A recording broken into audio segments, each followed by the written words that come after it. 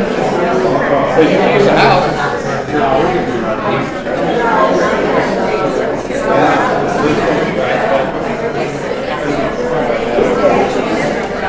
South Carolina, but it's like in New York. So I look at all right. Yeah.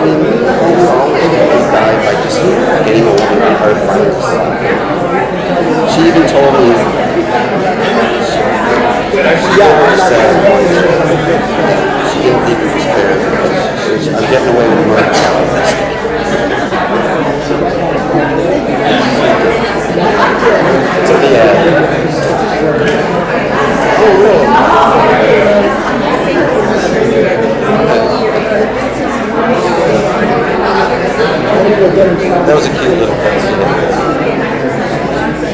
Yeah. I lived right just a couple miles, 3 miles. 83rd years.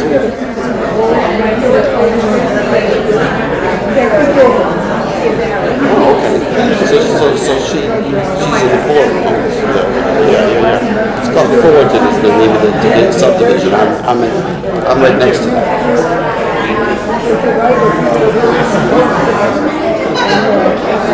Thank you so much. I appreciate it. Thanks for coming. That's my brother Ira too.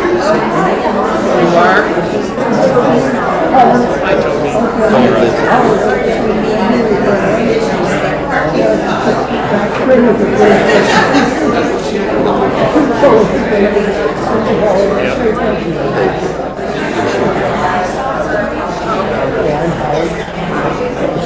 I think I met you. I was at the party or something like that. We know each other.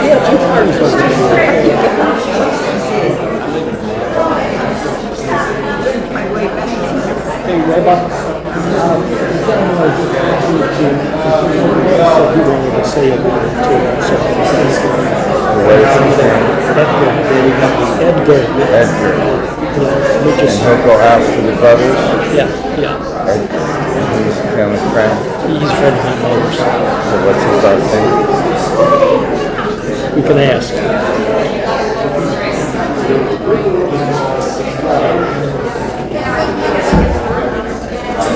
And then after the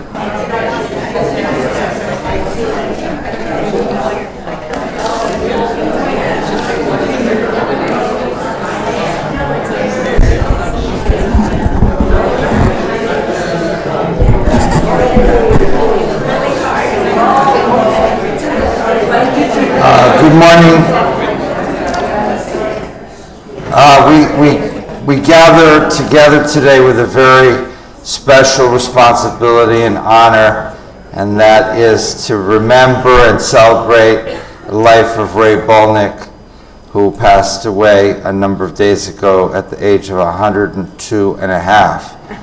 And it's accomplishment to live to such an age in such good shape, but far beyond her physical ability to persevere was her personality and her intellect and her character and her emotional connectedness.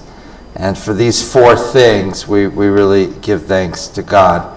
I met Rae for the first time at Torah study here when I guess I was visiting. This would have been in January 2019, I think. And so there was just at that point we were still in person. This is before COVID and the pandemic changed so many things. And there were about 7 or 8 people at the Torah study, and after a few minutes, a rather short lady raised her hand, and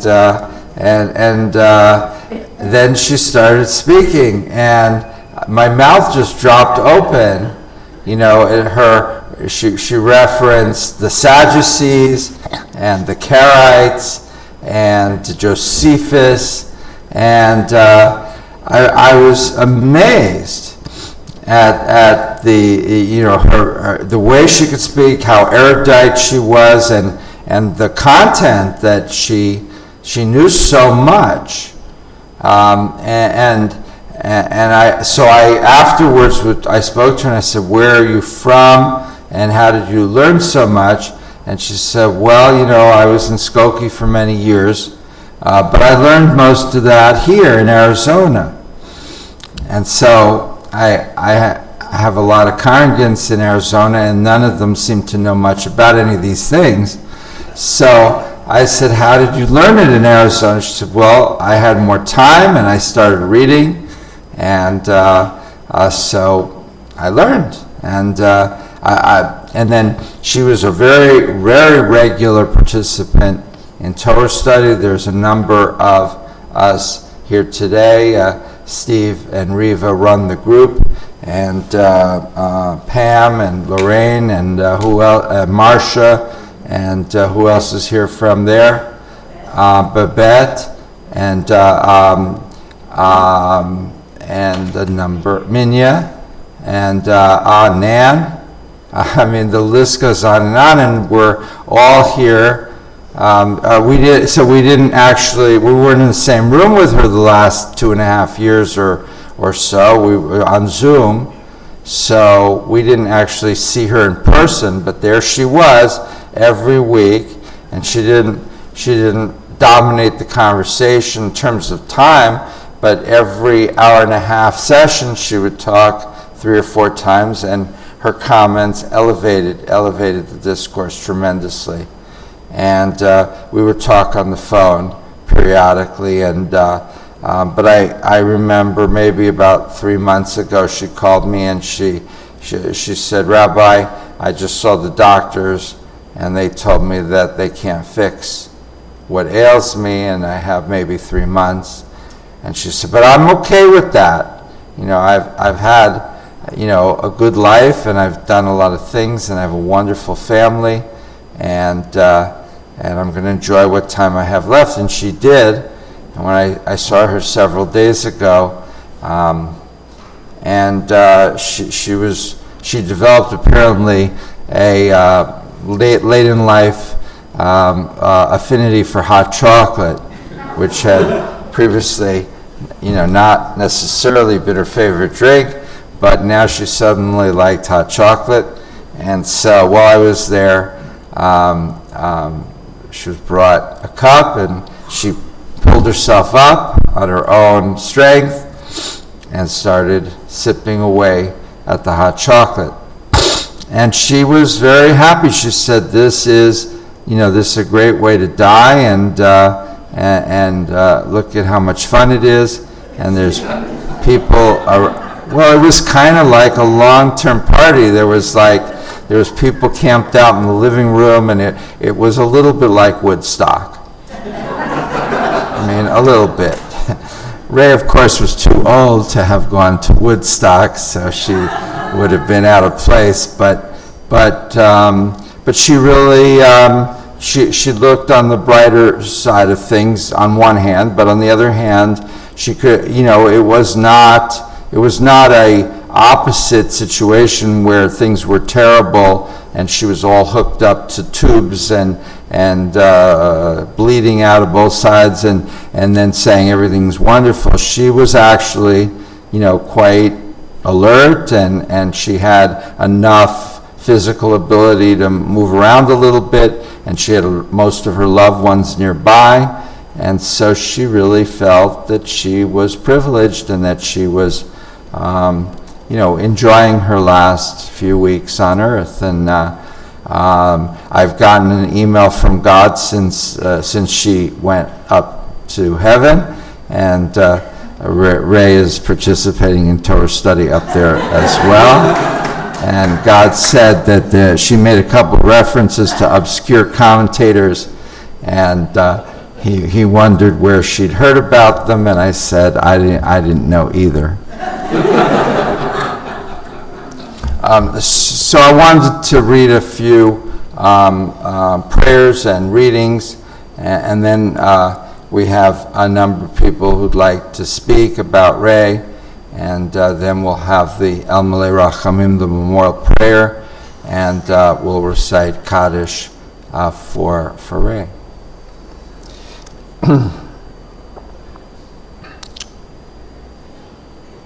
At birth, a miracle, you light the spark in every human soul.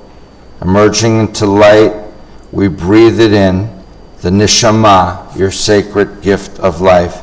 And every day, every breath comes to us as a miracle.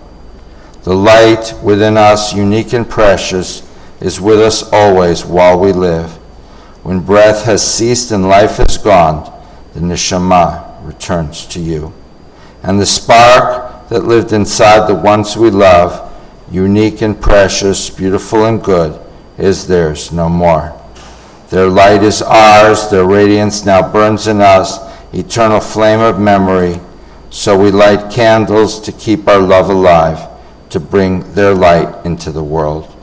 A light unique and precious, ours to treasure while we live. A ner tamid that lights our days and gives us strength to journey through the nights. The death of a loved one is the most profound of all sorrows, and in this case, doubly so because Rae's presence is so outsized. Her impact on us was just so enormous, and her abilities to connect with us in various ways is just so profound. The grief which comes with such a loss is intense and multifaceted, affecting our emotions, our bodies, and our lives. Grief is preoccupying and depleting. Emotionally, grief is a mixture of raw feelings such as sorrow, anguish, anger, regret, longing, fear, and deprivation. Grief may be experienced physically as exhaustion, emptiness, tension, sleeplessness, loss of appetite. Grief invades our daily lives in so many sudden gaps and changes, like that empty plate at a dinner table or the sudden loss of affection and companionship, as well as in many new apprehensions, adjustments, and uncertainties. The loss of a loved one throws every aspect of our lives out of balance. The closer we were to the person, the more havoc the loss creates. Love does not lie quickly. Hence, to grieve is also to celebrate the depth of the union, Tears are then the jewels of remembrance, sad but glistening with the beauty of the past. So grief in its bitterness marks the end, but it also is praise to the one who is gone. We die despite appointments and feuds. While our toddler, who's recently learned to say no, opens and shuts drawers 100 times a day, and our teen braces for the rapids of romance.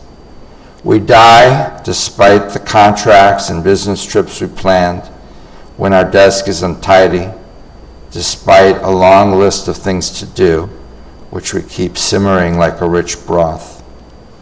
We die despite work we cherish, marrying whom we love, piling up a star-spangled fortune, basking on the Riviera of fame, and achieving the human participle with no known object.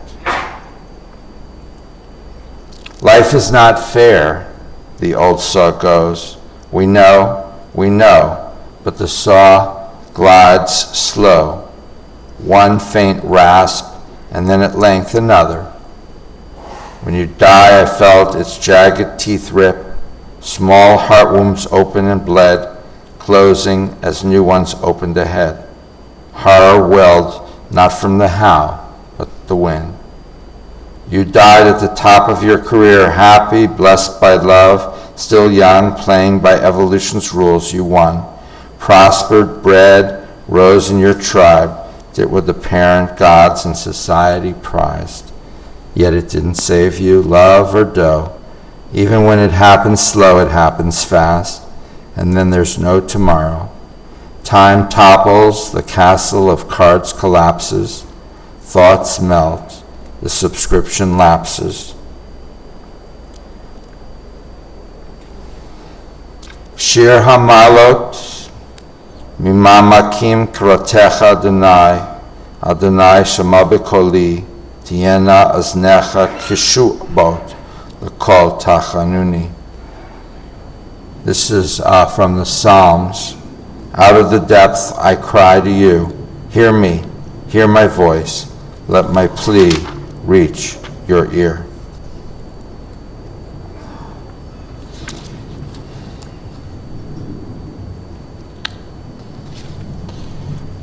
The death of a parent.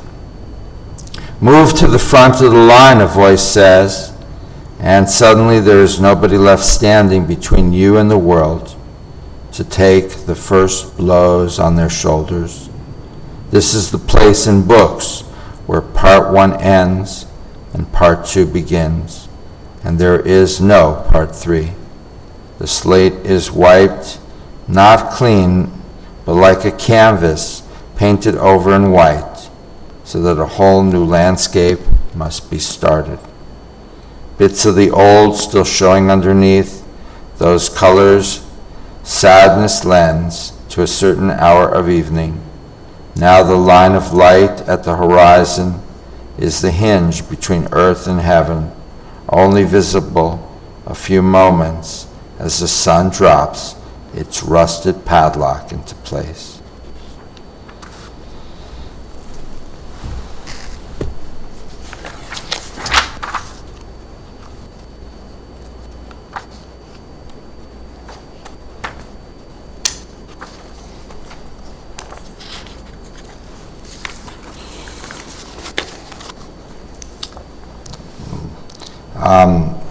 One of the best known readings that is traditionally read at such occasions is, of course, Psalm 23. I'll read it in Hebrew, and then I have a gender-sensitive version in the English, so if you're able to join with me, please do. Mizmor LeDavid, Adonai ro'i lo echsar, benot deshe yarbitzeni, al me menuchot yinachaleni, nafshi yishovev yanchile b'ma'agale tzedek lema'an shemo, gam ki elech begei tzal mavet lo ira ra ki ata imadi, Shivtecha Mashantecha Imaya Nachamuni Taroch Lifanai Shulchan Neged Sorai Deshanta B'Shemen Roshi Kosi Ravaya Achtov V'Chesed Yirdefuni Kol Yimei Chayai V'Shavti B'Beit Adonai Le'orech Yamim. Adonai is my shepherd, I shall not want. God makes me lie down in green pastures, leads me beside still waters, and restores my soul. You lead me in right paths for the sake of your name. Even when I walk in the valley of the shadow of death, I shall fear no evil, for you are with me. Your rod and your staff, they comfort me. You have set a table before me in the presence of mine enemies. You have anointed my head with oil. My cup overflows. Surely goodness and mercy shall follow me all the days of my life, and I shall dwell in the house of God forever. And let us say. I'd like to ask now the sons, Howard, the eldest, and Ira, the third, and Mitch, the youngest, and then Kate, granddaughter, and then Judy Fagan representing the sisterhood. And then if there's anyone else who'd like to say something, you don't have to deliver a whole eulogy. You can just tell a story or a reminiscence something that hasn't been said previously. You can just come up after Judy. So let us begin with Howard, the eldest son.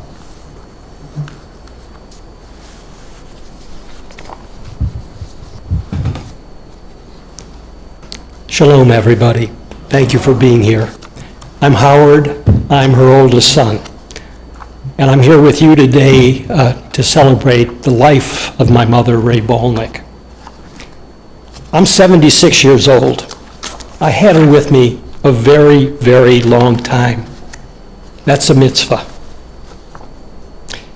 And through her words, her deeds, both of my mother and my father, I have a wonderful family. Consists of 4 brothers. We have 6 children among us, 6 great-grandchildren. We've got 15 first cousins who are part of my family, and an extended group beyond that. Very large network of relatives who are quite supportive and loving, and that's a mitzvah. And as we can see from all of you here, my mom had many, many friends here in Phoenix who enriched her life, I can assure you, and who I hear time and time again, she enriched yours. That's a mitzvah. And Mom gave all of us a spiritually uplifting event a couple years ago at age 100 when she became a bat mitzvah. That's a real mitzvah. So we all laughed with her, we cried with her, we studied with her, we played with her, we prayed with her. That's a mitzvah. She passed very peacefully, attended to by all of us, in her own apartment, independent living, after quite a short decline from her unbelievably active life. That's a mitzvah too. So the mitzvahs that she gave us during her long life are countless. It's an enormous gift to all of us, especially to those of us who are family or close family. So I miss her, but her goodness and her love is really unforgettable. And while I've shed tears and will today some more, I'm choosing to celebrate her life. So will you join me? L'chaim.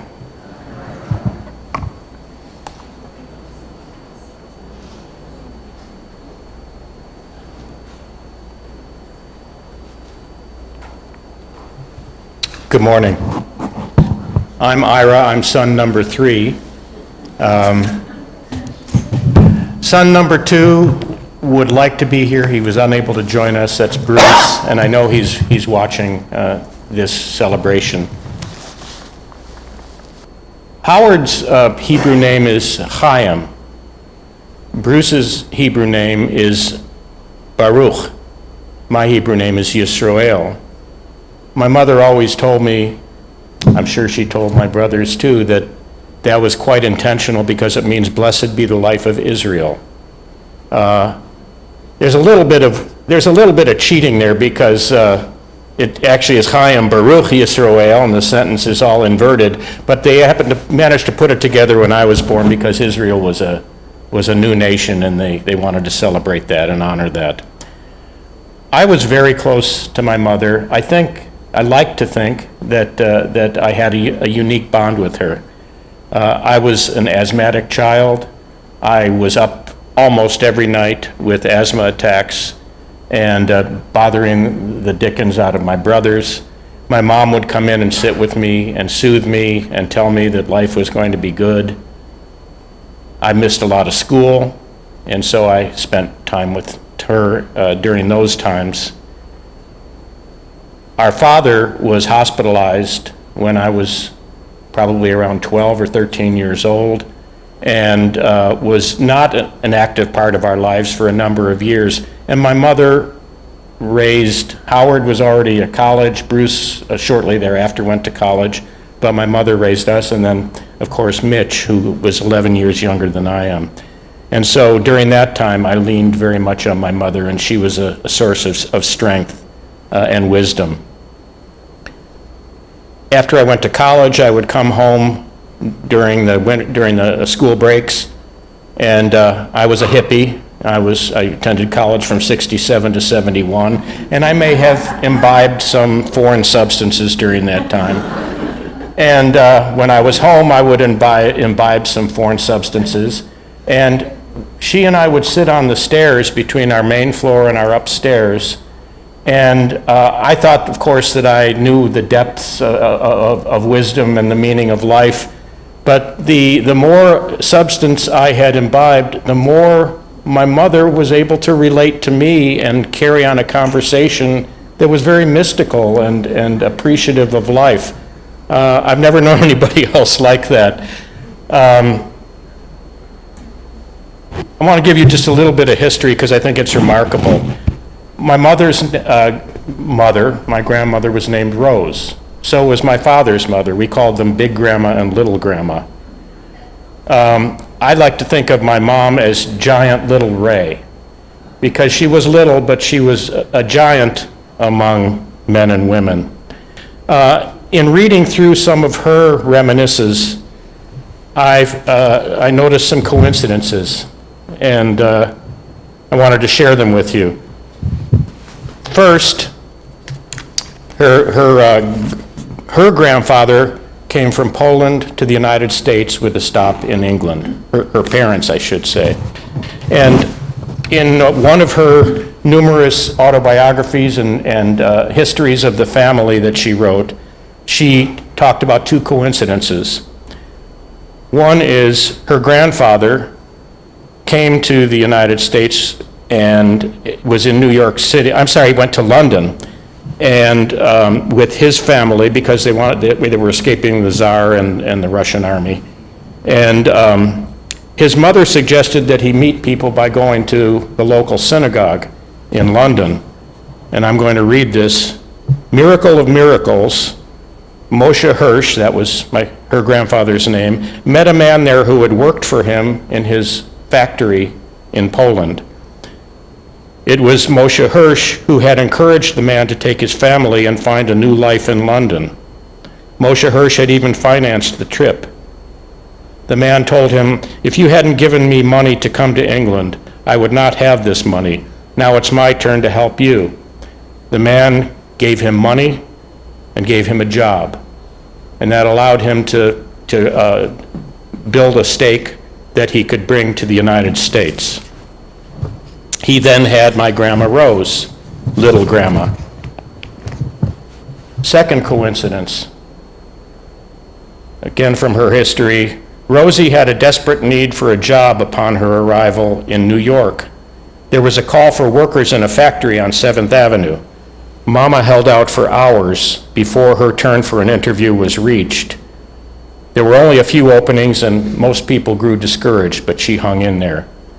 When she entered the building, a grim-faced woman was taking down everyone's name, address, and experience. The lady asked her name. She said, Rose Hellerman, and the lady threw up her hands, let out a shriek, and fainted. The place was in an uproar, and Mama was terrified. What had she done?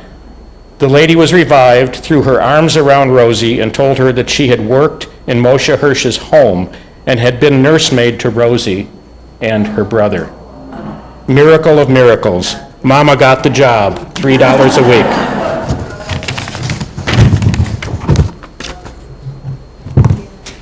Another coincidence that there's some mention of this, I believe, in the obituary that I think is on the website, the temple's website, is that my mother was born, of course, in New York City because her grandfather got there and because Rosie was able to find a job and stay there.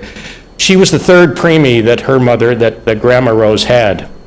The first two had not lived. It was rare for preemies to live at that time.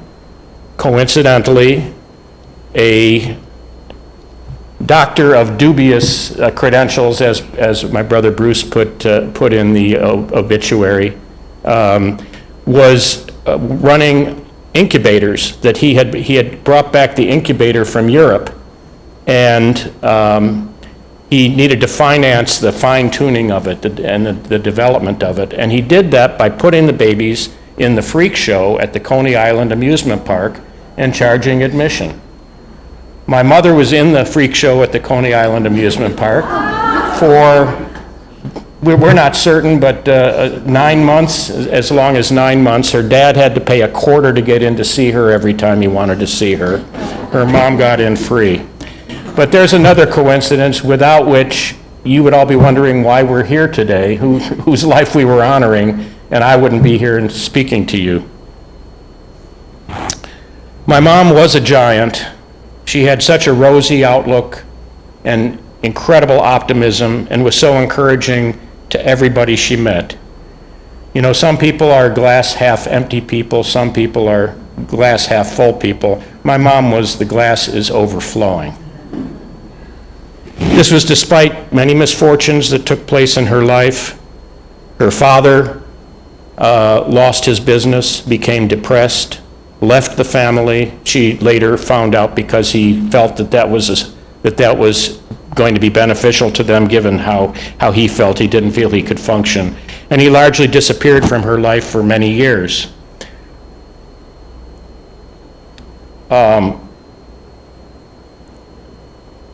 Her husband, our dad, unfortunately had a similar experience. He lost he had back surgery and fusion back in, I think it was about 1961 or 2, and he was laid up, during which time his business went under because he wasn't there to tend to it. He became depressed.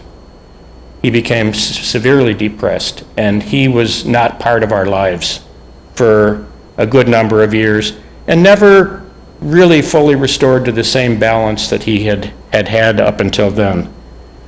During that time, as I mentioned, my mother she essentially was the mother and father. Of course, now we call that single mothers. Back then, that term didn't exist. But she held her head up and provided strength and support to us. She was always loyal to our father and helped to encourage him to fully live his life after that. She was very active in Judaism. She and my dad helped start the first conservative congregation in Skokie, Illinois. I've mentioned books writings that she has created. One of those was a history of the Jews in Skokie, Illinois, which is in the library in Skokie and at B'nai Emunah congregation. Mom really blossomed after Howard and Bruce and I left. She returned to college and graduated from college at age 65. When her mother died in 1988, she became the glue of our extended family, and she observed and celebrated every birthday, every anniversary, every accomplishment of all of her sons, daughters-in-law, nieces, nephews, brothers-in-law, brothers and sisters, friends, neighbors, and anybody of whose acquaintance she happened to make. When she was invited to somebody's house, she would always bring a gift. She started writing during college. She was given writing assignments, and that's when she started doing personal histories, family histories, started writing letters to her grandchildren, which she later compiled into these books, which are available here in the Temple's bookshop from time to time. She called them letters, stories and letters to my grandchildren. She honored the Jewish tradition and wanted her grandchildren to understand, at the very least, if not participate, in Judaism.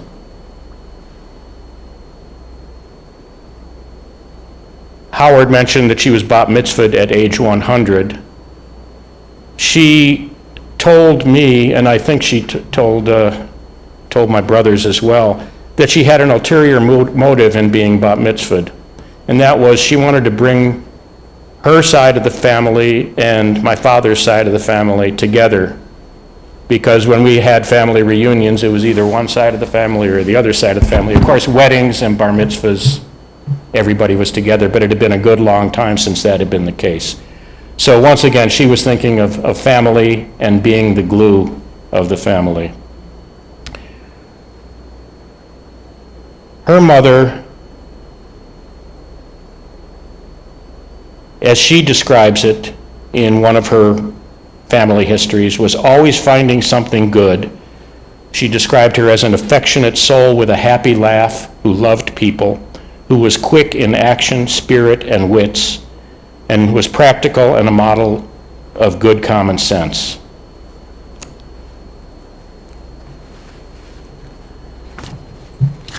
At Grandma Rose's, that is little Grandma Rose's funeral,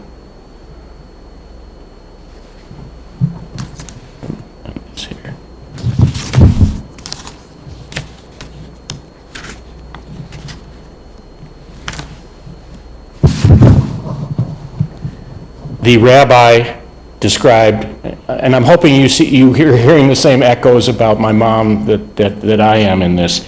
The rabbi described her mother as using her position as a merchant in Detroit to help others.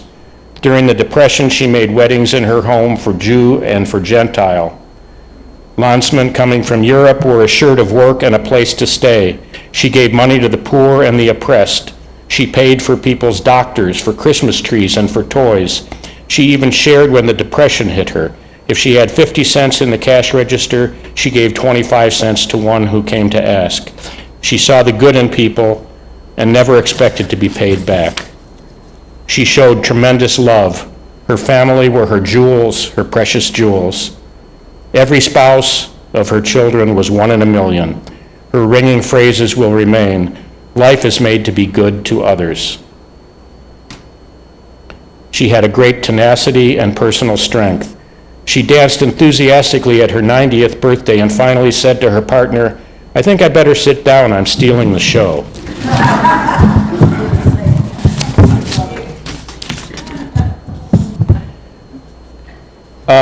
My mom taught us that there is good in everybody and that you can learn something from anybody.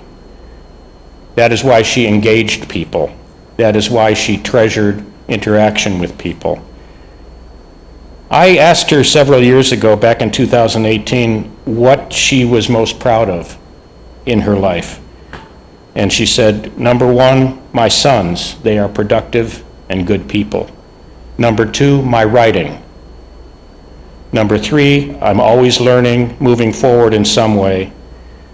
Number four, I'm open to everybody. I try not to judge them.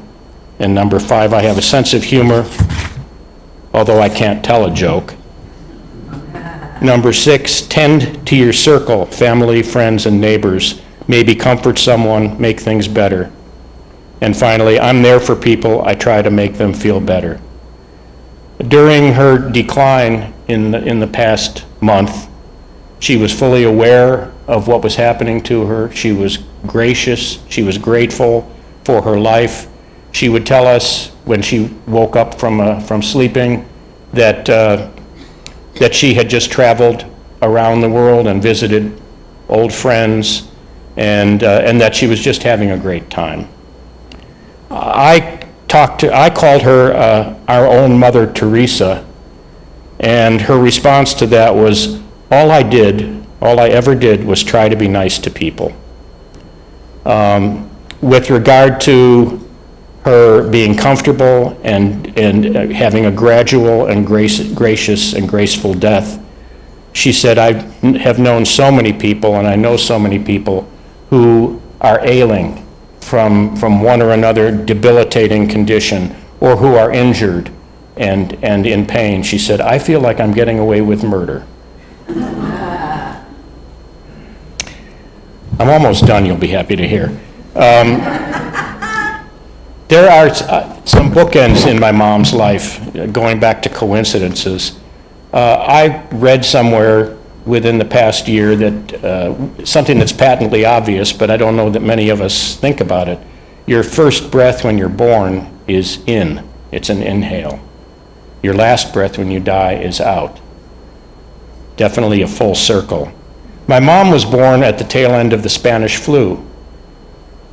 She was alive to witness and live through COVID. She was born on the first day of spring, and she died on the first day of fall.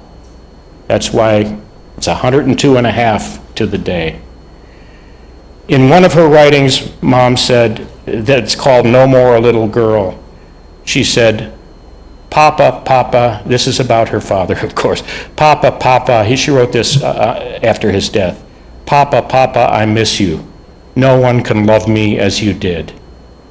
Another of her writings is called Mama, Mama. Your parents teach you how to live, and then they teach you how to die. And my mother was a tremendous role model all through her life and in her death. So Mama, Mama, thank you for giving me life, for guiding me through life, and for teaching me graciousness and gratitude, even in dying.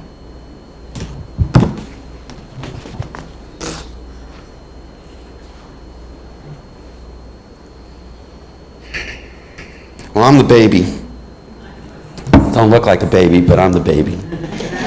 I'll always be the baby. I was starting to think that my mom was never going to die. But at 102, it was time. Her heart finally had enough of all her positive attitude and her spirit and outlook and drive, and said, I'm going to stop. What a better way to die, huh? She's now with my dad, her sister Millie, my Aunt Char, her brother Ben, my Uncle Fred, my Uncle Aaron, my cousins Rhonda, Kathy, and Susie, and all the people who preceded her in death. And you know what? She's having a ball. She's dancing with my dad. She's playing bridge. She's playing the Mexican train game. And most of all, she's happy. Just before she passed, I had the pleasure of spending the last month with her every day. She said, I don't have anything to worry about anymore. Isn't that wonderful? And I said, yes, it's wonderful. But you know what? Wonderful's a great word. It describes my mom, I think. I want to thank all of you who reached out to us during that month. I want to tell you that every time someone called, someone sent a card that I read to her, it picked up her spirit. And she really appreciated it, and so did I. Because it was hard, and I needed support. And I appreciate all of you, more than I can ever say. While she was dying, she told me a lot of things she wanted to come back as. One time she said She was going to come back as a little screw in a rocket ship. I never quite got out of her why or what that meant, but a couple times she told me she was going to come back as the wind, so that whenever I felt a wind, I would remember her. But then something really amazing happened. And the folks over at Freedom Plaza are putting together a card to give to us later today for the mall to sign, and it was sitting on the counter when you came into the building. And we came in there the day after she died. And on the front of this card was a dragonfly that somebody had drawn. And there's this huge dragonfly sitting on the ceiling above that card. And it had been there for at least a half hour, waiting for me. And I know it was my mom. And what's really special is it was huge.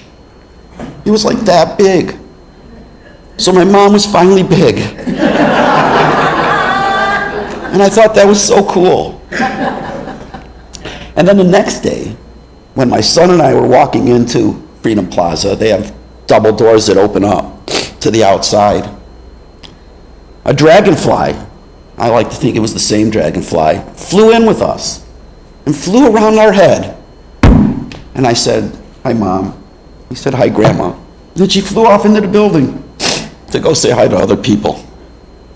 And I wanted to share that with you, because whether it's the wind or it's a screw in a rocket ship, something's going to happen someday and you'll remember my mom.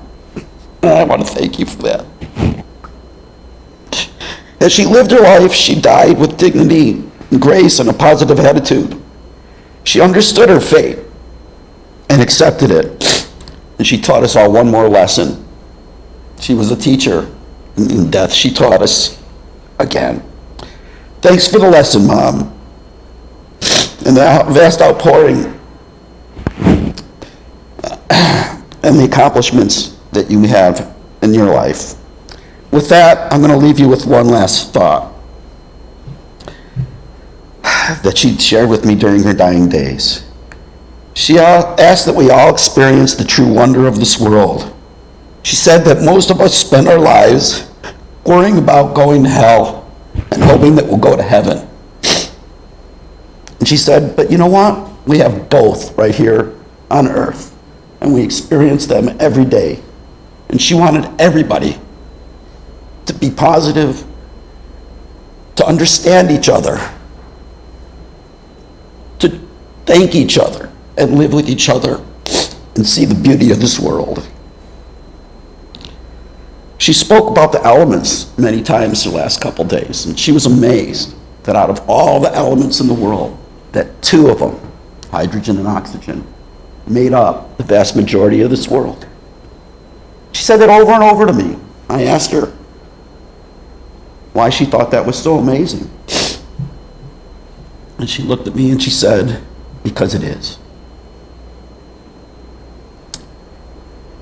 Rae loved you all. And I do too. And I want to thank you.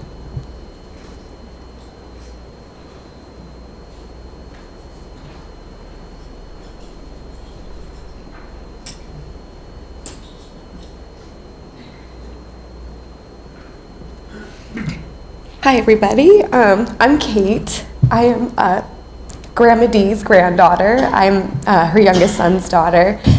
And she was an amazing woman. My brother and I were really fortunate to have been very close with her.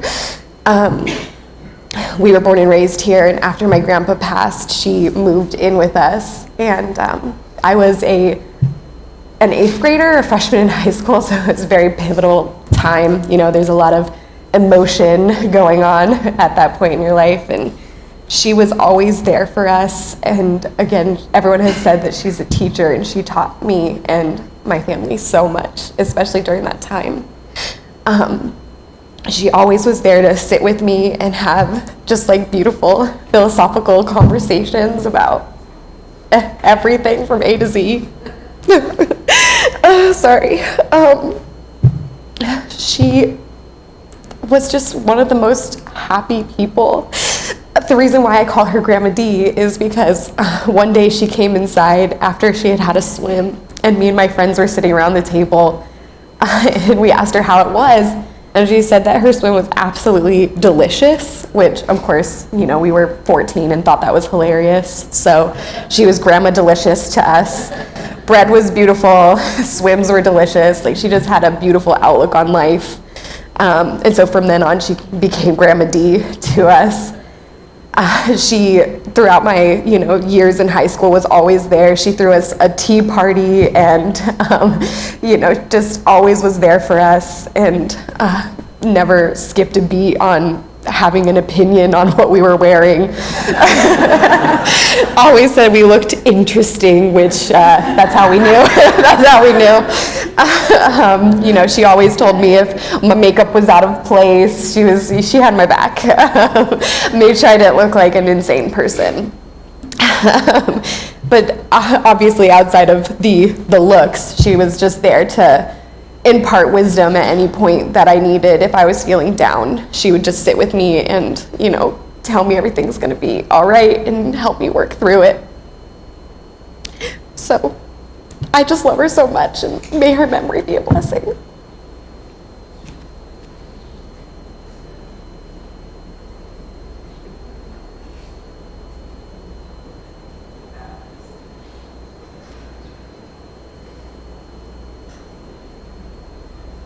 Judy?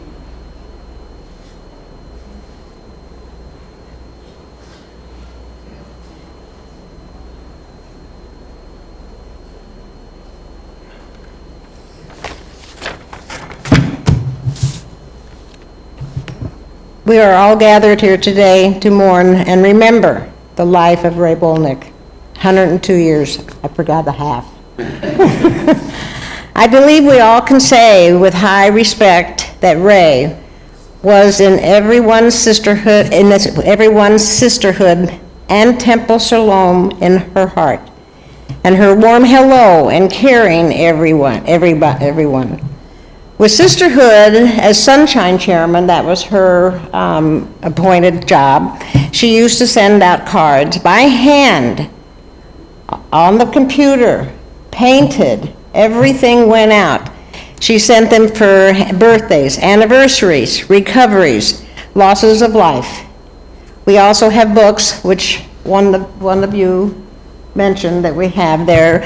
I had brought the one for Rosh Hashanah and Yom Kippur today, since this is the holiday, and that she wrote them all, and she enjoyed every moment with it, and she would go back and she would go forward. I used to pick her up on the third Monday of the month. Sisterhood always met, and I would pick her up and bring her. She had to sell the raffle tickets, because we took a few gifts out of the gift shop and we put them on the table, and she sat there with her money. We gave her money, and then she would collect the money, and it was transferred, but she wrote everything down. She sold, everybody bought the raffle tickets from her because they loved her. They wanted to be a part of her. And so all I can say and share with friends, family she met, we are having a tribute to her January 20th. The program luncheon and the book presentation has country scattered among the nations. Rae, may you rest in peace, knowing we love you, miss you, and will always remember you.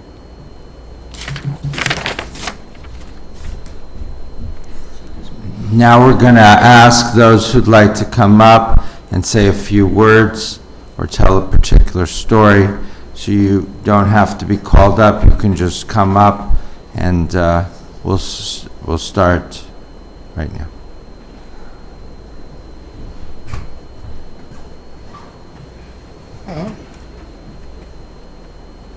Good morning. I extend my deepest sympathy to the family of Rae. I live at Freedom Plaza for 13 years now, and I knew Rae very well. She talked to me, and I always liked the smile in her face, you know. She could smile a little bit, come out with a big laugh. she often told me about her mother, how she worked in a sweatshop. And it was very unusual. When I listen to all the nice things about her, I can see how they all come true. She was always a good health person. She took advantage of all the health programs that were at the home. And when she went outside, she was always dressed to go out. And she was a nice person. I knew Howard because I made a picture for her and we made it bigger, and I made a special poster for her. I like you all to see it here. Here it is. Whoa. There it is.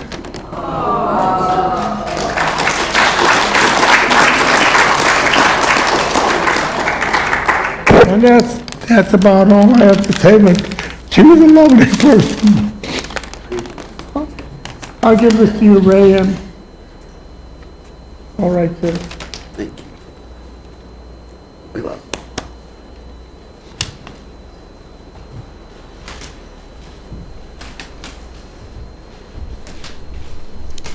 Anyone else like to speak, please come forward.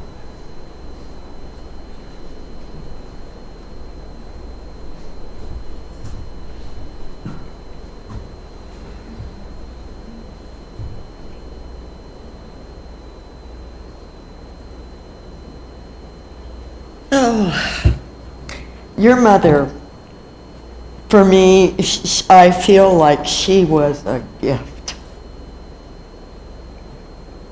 And I'm one of these people that believe that angels are sent to be with us in human form.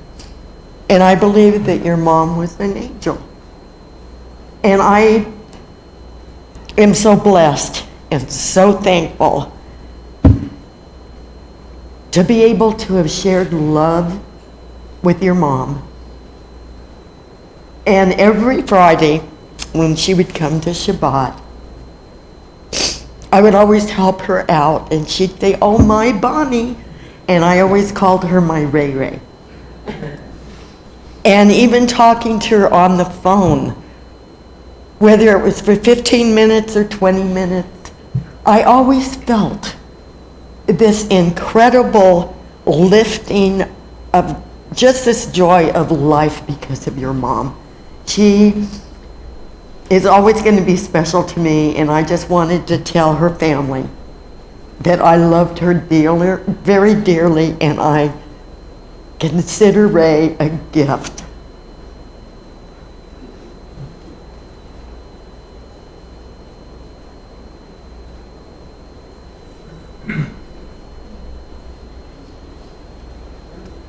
Hi, my name is Lydia, and I also live at Freedom Plaza. And she was unbelievable. She sent me many cards over the years, and just her signature, "Who Rae?" I mean, and we were email buddies, and she'd sign everything, "Who Rae?" And that's who she was. The last time I got to see her, she was laughing and joyous, and she was telling her son how she loved to watch my husband and I dance. And she said, "I am going to heaven, and I'm taking the memories of all my friends with me." And that's who she was. She was just the most amazing person to talk to. We didn't always agree, but she was a treasure. And I know everybody that knew her at Freedom Plaza is going to miss her. I will miss her very much. Thank you.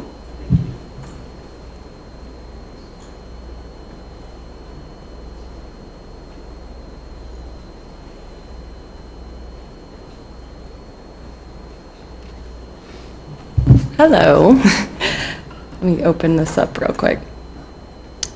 Grandma D, short for delicious. Kate was telling you guys why we call her that. She taught me a lot in the last 17 years that I've known her, but the greatest lesson has been to just romanticize life, and that every mundane moment can be turned into something delicious. My best friend is her granddaughter, Kate Bolnick, and I met Kate freshman year in high school. And one day we wanted to go to the mall, and Kate's parents were busy, so she drove us. And that moment still stands as the scariest moment in my entire life. I knew to say a prayer when she sat on a cushion just so she could see through the wheel, and it was frightening. But that was the only time she ever scared me. I can say with confidence that I don't think I'll ever meet someone again as special as her. She was a gift to our family, and I'll cherish the 17 years I got with her. I've become a better person, and I will always honor her and strive to be like her. And every time she saw my girls, she would tell me when we were leaving, "Thank you for sharing them with me." And since she's passed, I just keep thinking, like, thank you guys for sharing her with me. And I love her, and she's gonna be missed a lot. So, thank you guys.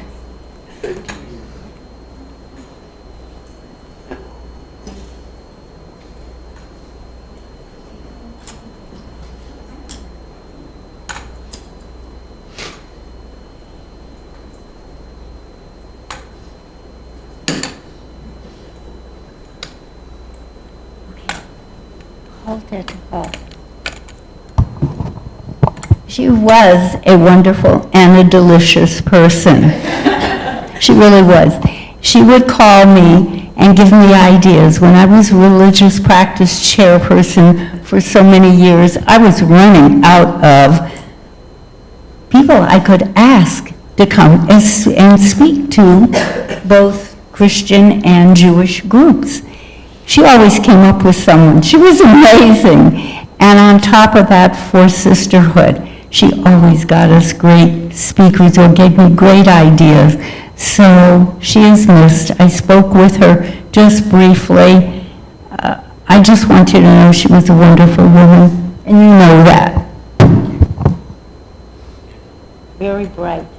Okay, that's it. Take me back. Good.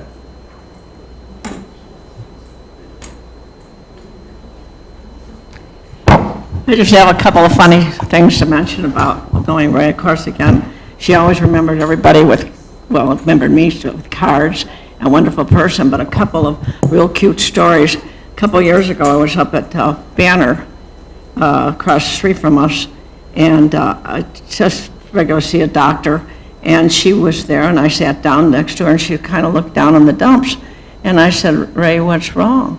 And she says, "Oh, I've got something bad." I says, "Well, what's wrong?" She said, "It's my big toe. It hurts me." And I said, "Well," but I thought to myself, well, if that's the only thing that, at 100 years old, your big toe hurting you. And then the other thing is, the boys will get a bang out of this. Again, it probably was maybe a year ago or two.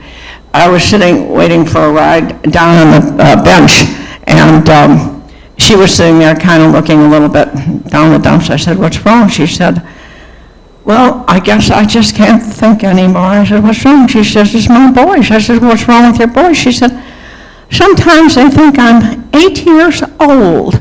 And I says, "Well, that's wonderful, isn't it?" And they said, "Well," she says, "I'm only 100. She says, "I can certainly think for myself." And I says, "You're very lucky that, you have these boys to think of you." But again, she was a wonderful person, and she gave a lot to everybody, and everybody's speech was just beautiful. So thank you very much. Thank you. Okay.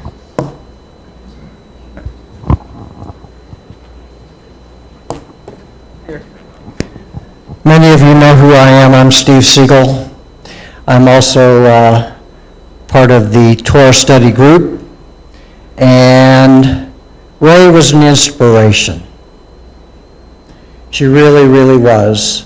Bob and I had the honor of picking her up to Torah study when we were meeting in the boardroom. And she would always come up with some amazing stories while we were driving here to the temple. And she just gave us a full joy of life. And the stories she would tell us during Torah study. Sometimes they're a little long, sometimes they're very short, like she was in person. But I'm going to say one thing for her about her. She was a jewel, and she made us all feel welcome. And all I can say, one thing more, is hooray for Rae.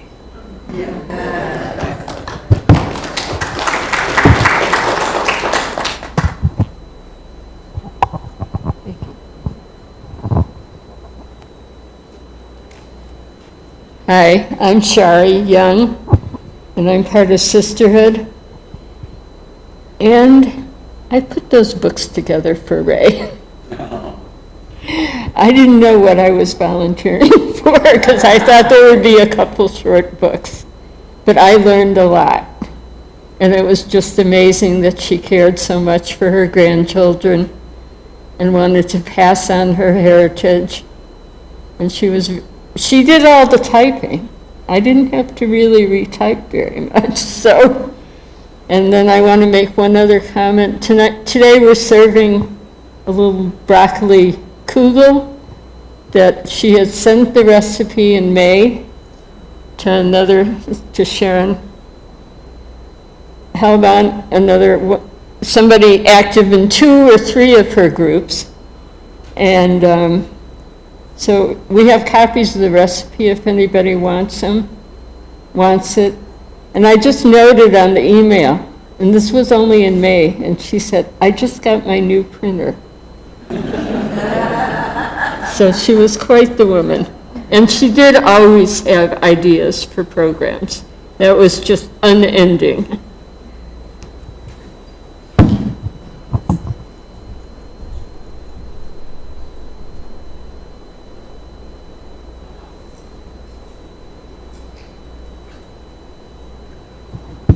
Hi, I'm Sharon, and we also have a WOW group that Rae used to go to. We used to pick her up and take her, and she was in charge of getting people to come in and give us lectures, and she knew everything. And then also, I pick her up to take her to News and Issues, and she said one of her sons, I don't know which one, used to send her all these articles about what was happening in the world, and so every time we met at News and Issues at the rec center, she knew everything in the world that was going on. She was like right up, top of everything. And I remember when I was sick, didn't feel good, she brought me sweet potatoes, because she said you have to eat, fiber.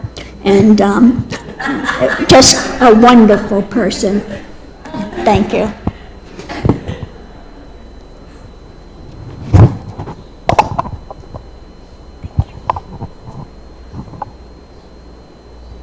Hi, everybody. I wasn't going to say anything, but I did want to say one thing about Aunt Rae. I'm the reason that everything that you've talked about her today, including the wonderful explanations of her life that you've given, I'm the validation of that. I'm not Jewish. I'm Catholic from a big family out of St. Louis, Missouri. I got the chance to meet Aunt Rae through a connection that I had with my love of my life, Rhonda, who was a shuf, not even a Bolnick, but that was her Aunt Rae. Rhonda told me, we're going to see Aunt Rae. She used to work at Coney Island. I'm like, that's amazing. And then I got the explanation that you've all heard. We moved to Southern California. Rhonda tells me, we're going to see Aunt Rae. She moved to Arizona. I go, really? Yes. She'll drive over for her birthday, her 100th birthday, to Mitch's house. Where is she? She's driving. She'll be here. She drives? Oh, yeah. Birthday party's over. Rhonda goes, well, we have to take your Aunt Rae home. Oh, she'll drive. It'll be fine. I go, has she ever heard of Uber?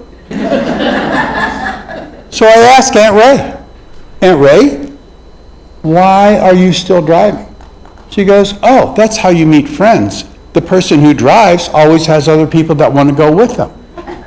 You can't do that with Uber. Aunt Rae is special to me. My wife passed 2 years ago. This Bolnick family has been so good to me to keep me connected.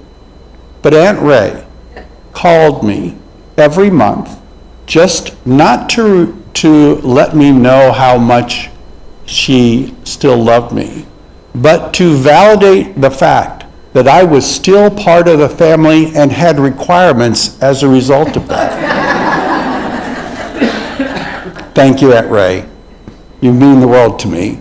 My life is better because I got to know you.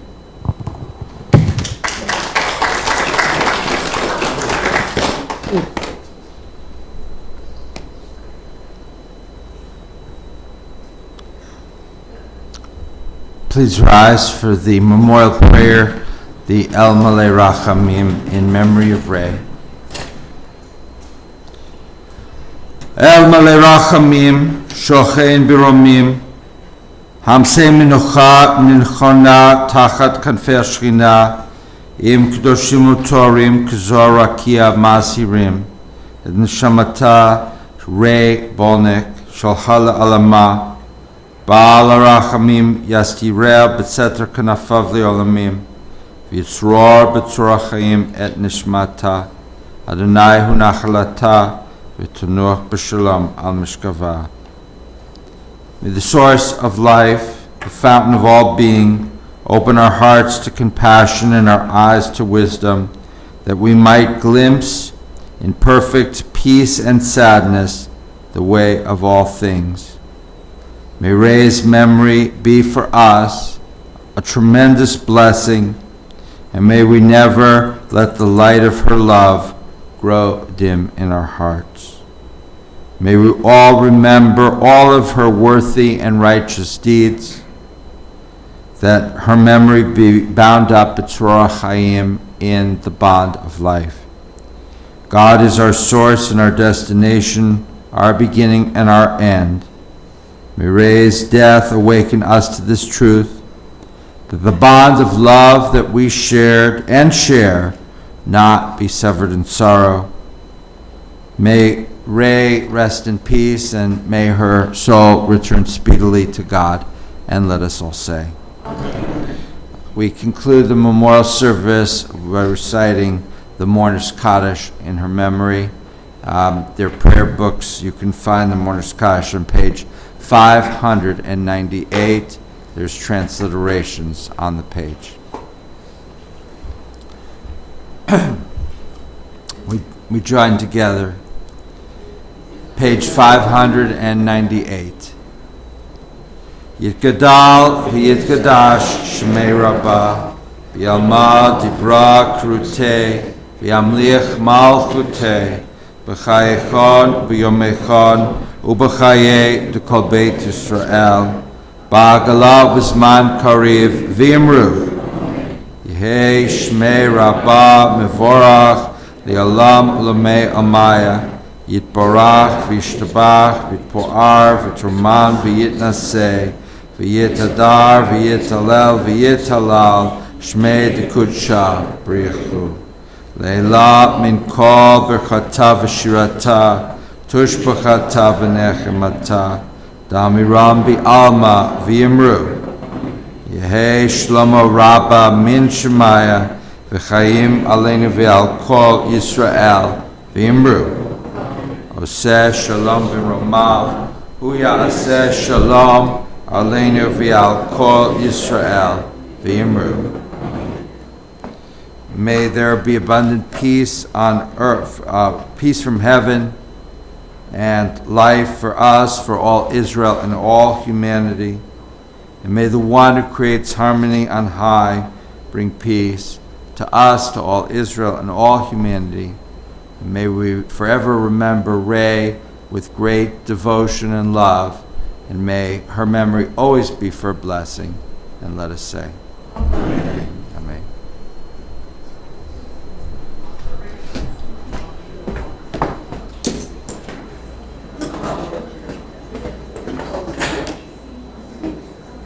You did great.